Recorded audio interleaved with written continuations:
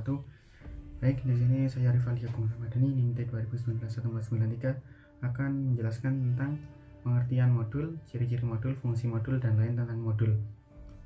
Jadi sebelum kita masuk ke pembahasan materi atau isi modul yang kami buat, kita bahas dahulu apa sih itu modul. Nah, yang pertama, modul secara garis besar dapat diartikan sebagai modul pembelajaran. Nah, modul pembelajaran ini yang dikemas dalam bahan ajar, tentu saja dari hasil cetak buku ajar, disusun secara sistematis, menarik, dan mudah dipelajari secara mandiri. Selanjutnya yaitu ciri-ciri modul. Ciri-ciri modul yang pertama dapat dipelajari secara mandiri oleh peserta didik. Jadi, peserta didik dapat mempelajari modul pembelajaran ini tanpa bergantung pada media-media lain, dan mereka dapat mempelajarinya secara mandiri di rumah. Dan ini sangat cocok ya untuk seperti pandemi sekarang ini, dimana guru kesulitan untuk menyampaikan materi, dan modul ini sangat cocok digunakan untuk pembelajaran mode daring. Yang kedua yaitu lengkap. Jadi dalam modul ini, di mana materi disampaikan lewat modul sudah disusun sesuai dengan unit kompetensi, sehingga pembahasan yang digunakan ini lebih lengkap, menyeluruh, dan lebih efektif. Karena cukup dalam satu buku, materi pembelajaran sudah tersaji secara lengkap di sana ya, di dalam modul ini. Yang ketiga, yakni mandiri. Modul bersifat mandiri. Karena modul disusun dan dikembangkan secara mandiri, maksudnya tidak bergantung pada media-media lain, sehingga siswa atau peserta didik yang mempelajari pun tidak terkesan ribet dan dengan media-media pendukung lainnya, karena dalam satu modul sudah dapat dipahami secara lengkap. Yang keempat, selanjutnya yaitu adaptif. Modul bersifat adaptif. Modul yang baik tentu saja haruslah adaptif. Adaptif dalam hal ini bisa terhadap banyak hal, baik itu terhadap perkembangan teknologi maupun pengetahuan ilmu yang sifatnya baru. Untuk yang selanjutnya, modul ini ramah dan pas ya, atau user friendly. User friendly menjadi dasar utama pula dalam pembuatan modul pembelajaran. Meskipun demikian, dari segi penyusunan tetap berdasarkan pada kaidah agar tetap ramah dan pas setiap kali digunakan sebagai bahan pembelajaran. Untuk selanjutnya yaitu fungsi-fungsi modul. Yang pertama, modul pengganti dari tenaga pengajar. Nah, modul ini maksudnya dapat dipelajari seperti yang saya bilang tadi, modul ini dapat dipelajari secara mandiri, dan tentu saja ini mengganti tenaga pengajar atau pendidik. Tapi meskipun fungsinya ini sebagai pengganti dari tenaga pendidik, tentu saja jika tidak ada penjelasan dari tenaga pendidik, fungsi modul ini jadi kurang maksimal di hadapan peserta didik, apalagi peserta didik yang tidak mandiri atau tidak mempunyai kesadaran akan belajar. Yang kedua yakni bahan ajar mandiri. Fungsi kedua dari modul pembelajaran berdasarkan penjelasan mengenai pengertian modul pembelajaran adalah menjadi bahan ajar mandiri. Materi yang sudah ditulis dengan jelas di dalam modul menjadi bekal untuk para siswa untuk belajar. Yang ketiga, menjadi alat evaluasi. Modul pada dasarnya tidak hanya berisi materi pembelajaran yang sangat mungkin dipelajari secara mandiri oleh para siswa yang menerimanya, namun juga berfungsi sebagai media untuk melakukan evaluasi pembelajaran. Yang keempat, yakni menjadi bahan rujukan. Isi dari modul pembelajaran sesuai dengan penjelasan pengertian modul, juga membuatnya punya fungsi sebagai bahan rujukan. Dikatakan demikian karena dalam modul pembelajaran akan dijumpai penjelasan dan keterangan-keterangan tambahan. Itu menjadikannya bahan rujukan yang pas. Nah, untuk selanjutnya saya akan membahas tentang isi dari modul yang kami buat. Modul pembelajaran Sejarah Kebudayaan Islam kelas 12 semester 2. Jadi untuk kompetensi inti yang pertama yaitu menghayati dan mengamalkan ajaran-ajaran yang dianutnya. Yang untuk kompetensi inti yang kedua yakni menunjukkan sikap sosial, yaitu menunjukkan perilaku jujur, disiplin, bertanggung jawab, peduli atau gotong royong, kerjasama, toleran, dan damai, santun, responsif, dan proaktif sebagai bagian dari solusi atas berbagai masalah dalam interaksi secara efektif dengan lingkungan sosial dan alam, serta menempatkan diri sebagai cerminan bangsa dalam pergaulan dunia. Yang ketiga atau kompetensi inti yang ketiga yakni tentang pengetahuan, yaitu memahami, menerapkan, menganalisis, dan mengevaluasi pengetahuan faktual, konseptual, prosedural, dan metakognitif berdasarkan rasa ingin tahu tentang ilmu pengetahuan, teknologi, seni, budaya, dan humaniora dengan wawasan kemanusiaan, kebangsaan, kenegaraan, dan peradaban terkait penyebab fenomena dan kejadian, serta menerapkan pengetahuan prosedural yang pada bidang kajiannya spesifik sesuai dengan bakat dan minatnya untuk memecahkan masalah. Untuk KI yang keempat, kompetensi inti yang keempat tentang keterampilan, yakni mengolah, menalar, menyaji, dan mencipta dalam ranah konkret dan ranah abstrak terkait dengan pengembangan dari yang dipelajari di sekolah secara mandiri, serta bertindak secara efektif, kreatif, dan mampu menggunakan metode sesuai dengan kaidah keilmuan. Selanjutnya, tentang kompetensi dasar. Untuk kompetensi dasarnya, KD 1.5 menghayati karunia Allah Subhanahu wa taala dalam perjuangan kemerdekaan. Untuk KD 1.6 menghayati pentingnya peran umat Islam dalam pembangunan sebagai cerminan iman kepada Allah Subhanahu wa taala. Untuk kompetensi dasar 1.5 mengamalkan sikap semangat juang tinggi. 1.6 mengamalkan sikap inovatif, kreatif, dan dinamis. KD 3.5 menganalisis peran umat Islam pada masa penjajahan dan kemerdekaan. KD 3.6 menganalisis peran umat Islam pada masa pasca kemerdekaan. Untuk KD 4.5 menilai peran umat Islam dalam masa penjajahan dan kemerdekaan dalam menumbuhkan cinta tanah air dan bela negara. Untuk KD 4.6 menilai peran umat Islam dalam masa pasca kemerdekaan dan implementasinya pada konteks kekinian di Indonesia. Dan selanjutnya untuk tujuan pembelajaran.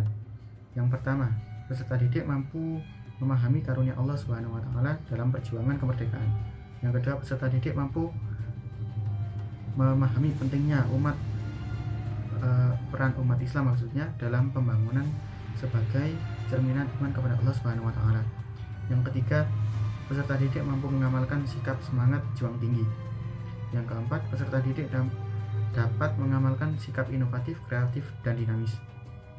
Yang kelima, peserta didik mampu menganalisis peran umat Islam pada masa penjajahan dan kemerdekaan.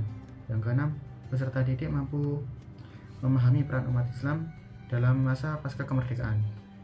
Yang ketujuh, peserta didik dapat menyimpulkan peran umat Islam dalam masa penjajahan dan kemerdekaan dalam menumbuhkan sukacita dan tanah air dan bela negara. Untuk KD yang ke-8 yang terakhir, peserta didik mampu menilai peran umat Islam pada masa pasca kemerdekaan dan implementasinya pada konteks kekinian di Indonesia. Baik, selanjutnya untuk materi-materi di dalamnya akan dilanjutkan oleh rekan saya.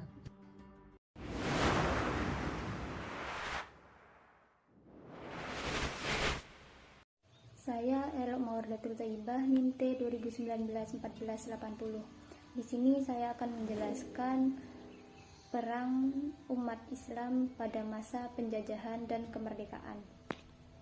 Penjajahan datang ke Indonesia sejak awal abad ke-15 kedatangan bangsa Portugis dan Spanyol, dan dilanjutkan Belanda yang awalnya mereka datang ke Indonesia berniat mencari dagangan rempah-rempah, namun karena ingin menguasai secara berlebih, mereka menjajah bangsa Indonesia secara halus.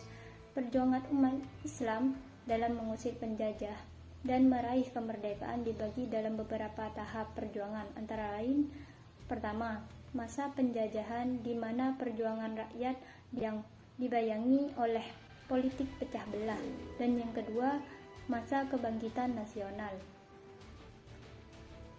Perjuangan umat Islam pada masa penjajahan. Yang pertama, Pangeran Diponegoro.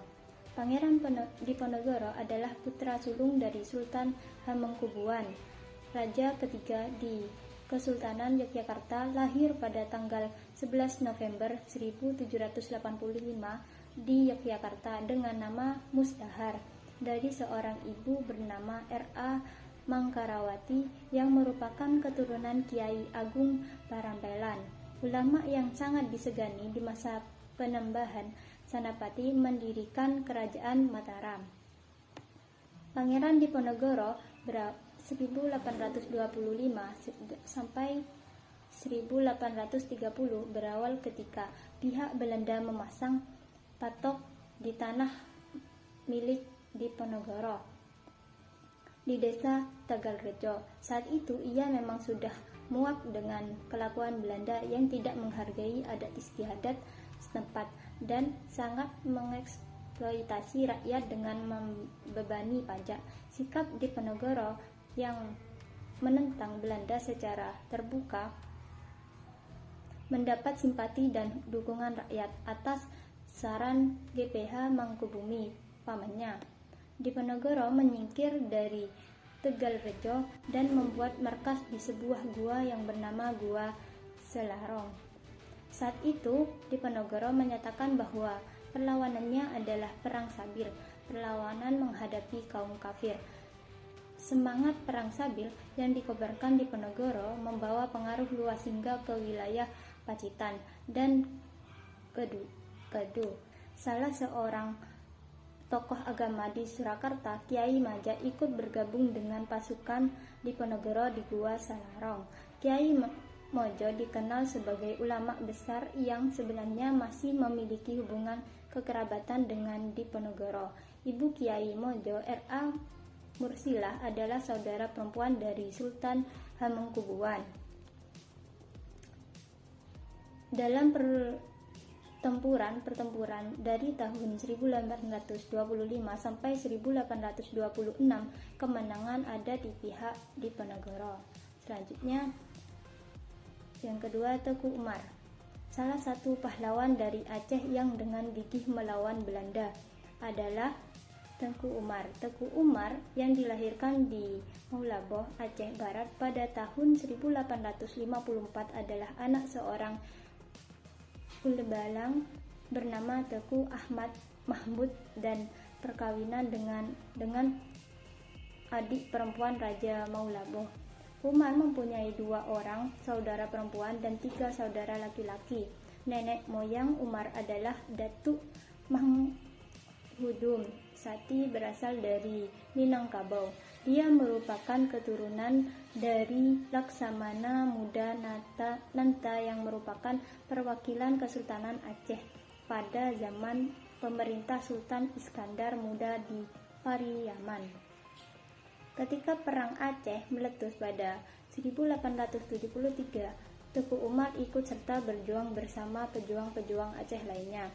Pada tanggal 10 Februari 1899 Masehi di Kedelabuban, Teku Umar bersama pasukannya mengatur rencana penyerangan terhadap Belanda yang berada di Tangsi Maulaboh. Namun rencana ini terdengar oleh Belanda. Jenderal Van Huys memerintahkan Letna Verburg untuk memimpin pasukannya berpatroli ke arah barat dengan menyusuri pantai serta melakukan penjagaan di Suak Ujong Kala.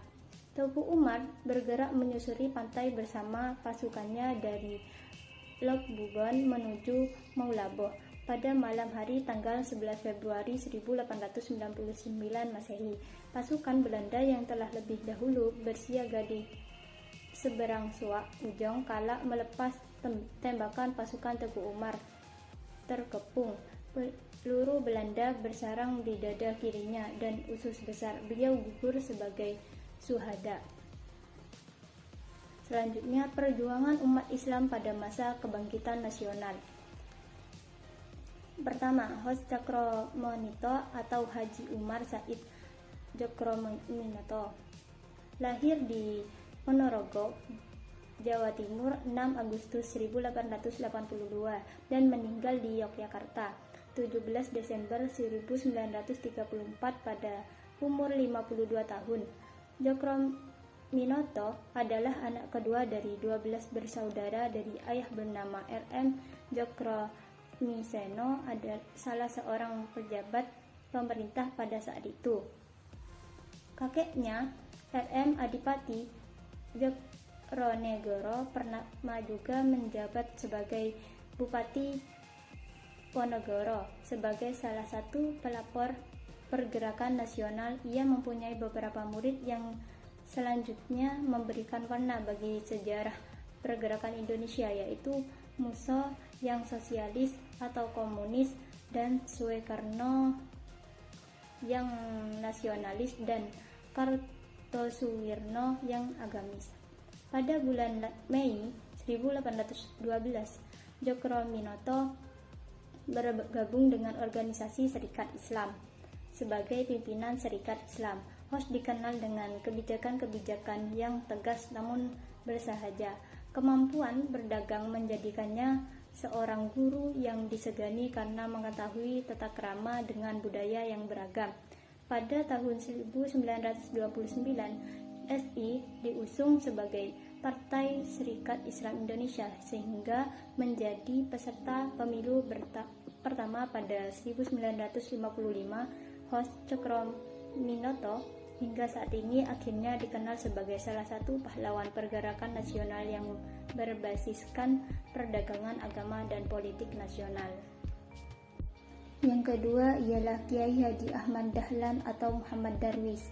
Lahir di Yogyakarta 1 Agustus 1868 dan meninggal di Yogyakarta 23 Februari 1923 pada umur 54 tahun. Adalah seorang pahlawan nasional Indonesia. Dia putra keempat dari 7 bersaudara dari keluarga Kiai Haji Abu Bakar. Kiai Haji Abu Bakar adalah seorang ulama dan khatib terkemuka di Masjid Besar Kesultanan Yogyakarta pada masa itu. Dan ibu dari Kiai Haji Ahmad Dahlan adalah putri dari Haji Ibrahim yang juga menjabat penghulu Kesultanan Yogyakarta Hadiningrat pada masa itu. Pada tahun 1912, Ahmad Dahlan pun mendirikan organisasi Muhammadiyah untuk melaksanakan cita-cita pembaruan Islam di bumi Nusantara. Ahmad Dahlan ingin mengadakan suatu pembaruan dalam cara berpikir dan beramal menurut tuntunan agama Islam. Dia ingin mengajak umat Islam Indonesia untuk kembali hidup menurut tuntunan Al-Quran dan hadis.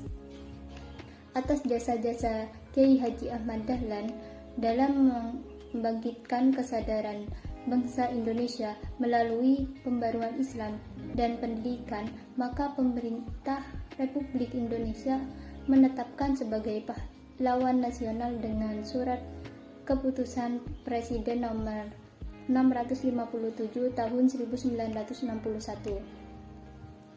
Yang ketiga, Kiai Haji Muhammad Hasyim Asy'ari. Lahir di Kabupaten Jombang, Jawa Timur 14 Februari 1871, meninggal di Jombang, Jawa Timur pada umur 76 tahun 24 Dzulqa'dah 1287 Hijriah, 3 Ramadan 1366 Hijriah. Dimakamkan di Tebu Ireng, Jombang. Adalah salah seorang pahlawan nasional Indonesia yang merupakan pendiri Nahdlatul Ulama NU, organisasi massa Islam yang terbesar di Indonesia di kalangan Nahdliyin dan ulama pesantren. Ia dijuluki dengan sebutan Hadratus Syekh yang berarti Maha Guru. Kiai Hasyim Asy'ari adalah putra ketiga dari 10 bersaudara. Ayahnya bernama Kiai Asy'ari, pemimpin pondok pesantren yang berada di sebelah selatan Jombang. Ibunya bernama Halimah. Selanjutnya, peran umat Islam pasca kemerdekaan. Dalam mengisi kemerdekaan, umat Islam berperan aktif dalam pembangunan dalam berbagai bidang. Tokoh-tokoh yang berperan diantaranya Yang pertama yaitu Prof. Dr. Haji Abdul Malik Karim Amruwah atau Hamka. Prof. Dr. Haji Abdul Malik Karim Amruwah, gelar Datuk Utomo, populer dengan nama penanya Hamka, lahir di negara Sungai Batang, Tanjung Raya, Kabupaten Agam, Sumatera Barat, tanggal 17 Februari 1908. Beliau meninggal di Jakarta pada umur 73 tahun. Beliau adalah seorang ulama dan sastrawan Indonesia. Ia berkiprah sebagai wartawan, penulis, dan pengajar. Ia terjun dalam politik melalui Masyumi sampai partai tersebut dibubarkan. Menjabat Ketua Majelis Ulama Indonesia MUI pertama dan aktif dalam Muhammadiyah hingga akhir hayatnya. Yang kedua, Kiai Haji Abdurrahman Wahid atau Gus Dur. Kiai Haji Abdurrahman Wahid atau yang akrab disapa Gus Dur lahir di Jombang, Jawa Timur 7 September 1940. Beliau adalah tokoh muslim Indonesia yang menjadi Presiden Indonesia keempat dari tahun 1999 hingga 2001. Ia menggantikan Presiden B.J. Habibie setelah dipilih oleh Majelis Permusyawaratan Rakyat hasil pemilu 1999. Penyelenggaraan pemerintahnya dibantu oleh Kabinet Persatuan Nasional. Masa Presidenan Abdurrahman Wahid dimulai pada 20 Oktober 1999 dan berakhir pada sidang istimewa MPR pada 23 Juli 2001. Yang ketiga, Prof. Dr. Haji Burhanuddin Yusuf Habibie, B.J. Habibie. B.J. Habibie lahir di Parepare, Sulawesi Selatan, 25 Juni 1936. Meninggal di Jakarta pada umur 83 tahun. Beliau adalah Presiden Republik Indonesia yang ketiga. Sebelumnya, B.J. Habibie menjabat sebagai Wakil Presiden Republik Indonesia ke-7, menggantikan Tri Sutrisno. B.J. Habibie menggantikan Soeharto yang mengundurkan diri dari jabatan presiden pada tanggal 21 Mei 1998.